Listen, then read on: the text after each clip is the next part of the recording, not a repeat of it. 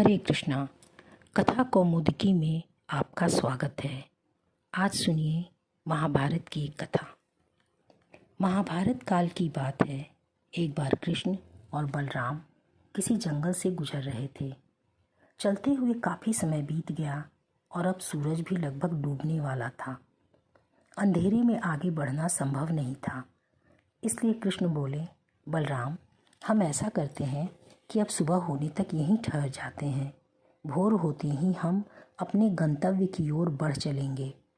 बलराम बोले, पर इस घने जंगल में हमें खतरा हो सकता है। यहाँ सोना उचित नहीं होगा। हमें जागकर ही रात बितानी होगी।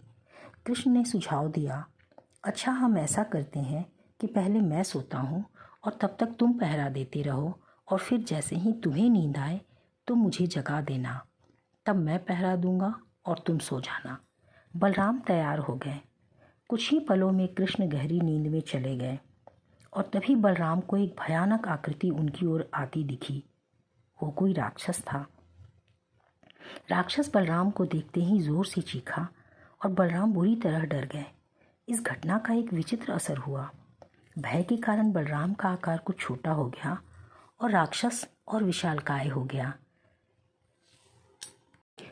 उसके बाद राक्षस एक बार और चीखा और एक बार फिर बलराम डर कर काँप उठे। अब बलराम और भी सिकुड़ गए और राक्षस पहले से भी बड़ा हो गया।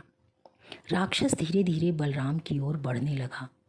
बलराम पहले से ही भयभीत थे और उस विशालकाय राक्षस को अपनी ओर आता देख जोर से चीख पड़े, कृष्ण कृष्ण, और चीखते ही वही मूर्छित होकर गिर पड़े।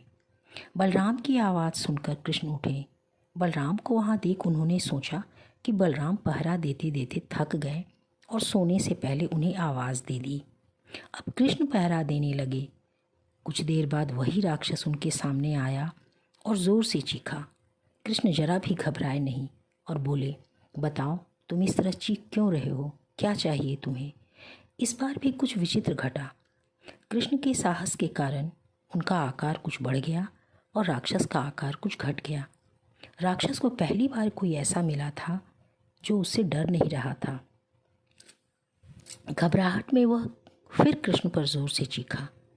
इस बार भी कृष्ण नहीं डरे और उनका आकार और भी बड़ा हो गया, जबकि राक्षस पहले से भी छोटा हो गया। एक आखिरी प्रयास में राक्षस पूरी ताकत से चीखा, पर कृष्ण मुस्कुरा उठे और फिर से बोले, बताओ तो क्या चाहिए तुम्हें? फिर क्या था, राक्षस सिकुड़ कर बिल्कुल छोटा हो गया और कृष्ण ने उसे हथेली में लेकर अपनी धोती में बांध लिया और फिर कमर में खोस कर रख लिया। कुछ ही देर में सुबह हो गई। कृष्ण ने बलराम को उठाया और आगे बढ़ने के लिए कहा। वे धीरे धीरे आगे बढ़ने लगे।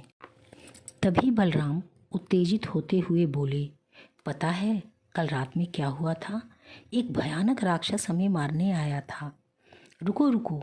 बलराम को बीच में टोकते हुए कृष्ण ने अपनी धोती में बंधा राक्षस निकाला और बलराम को दिखाते हुए बोले, कहीं तुम इसकी बात तो नहीं कर रहे हो? हाँ, ये वही है, पर कल जब मैंने इसे देखा था तो ये बहुत बड़ा था। ये इतना छोटा कैसे हो गया? बलराम आश्चर्यचकित होते हुए बोले।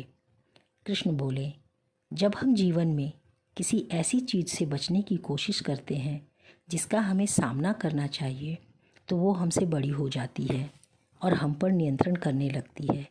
लेकिन जब हम उस चीज़ का सामना करते हैं जिसका सामना हमें करना चाहिए, तो हम उससे बड़े हो जाते हैं और उसे नियंत्रित करने लगते हैं। यह कहानी जीवन में साहस और भय के प्रभाव को दर्शाती है। जब हम डरते हैं और समस्याओं से बचने की कोशिश करते हैं तो वे हमें और अधिक प्रभावित करने लगती हैं, लेकिन जब हम उनका सामना करते हैं तो वे छोटी हो जाती हैं और हम उन पर नियंत्रण पा लेते हैं। श्री कृष्ण का यह दृष्टिकोण हमें सिखाता है कि हमें अपने जीवन की चुनौतियों से डरना नहीं चाहिए, बल्कि उनका सामना करना चाहिए, क्योंकि डर से भागने पर वह और बड़ा हो जाता है। लेकिन जब हम डट कर खड़े होते हैं तो वही डर कमज़ोर पड़ जाता है। आपको यह कहानी कैसी लगी? कमेंट करके अवश्य बताएं। हरे कृष्णा।